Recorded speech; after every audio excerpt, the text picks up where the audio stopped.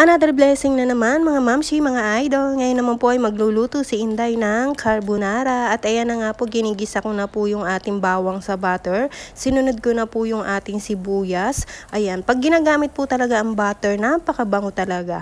Ayan po, isusunod ko na nga po dyan italbog yung ating breast chicken meat. Yung breast chicken meat po natin, binabad ko lang po sa sesame oil, paminta, and then light sauce. At susunod ko na nga po pala dyan ilagay yung ating prawn. Ayan, yung prawn po natin, hiniwalay ko po ang ganyan, at si tatay parang pusa, ayaw niya nakakaamoy ng malansa. At susunod ko na nga po pala dyan ilagay yung ating Prego carbonara sauce. At ayan na nga po, tinaktak nga po natin. At dahil marami nga po palang natira dito sa bote, naglagay po ako ng konting mainit na tubig at inalog-alog ko. O diba, sayang kasi yan, ang mahal-mahal pa naman ng mga sauce dito. At ayan na nga po, diba, dagdag pamparami din po yan ng sauce. Hinalo-halo ko nga lang po at makalipas po ang ilang minuto, nilagay ko na po yung ating macaroni at halu-haluin lang po natin mga mamshi, mga idol, hanggang sa makover po yung ating macaroni ng kanyang sauce. At maglalagay nga rin po pala tayo dyan ng isang pirasong sili para lalong sumarap ang ating carbonara. Ayan na nga po, luto na po ang ating carbonara. Maraming salamat po sa inyong lahat. See you on my next video. Bye-bye!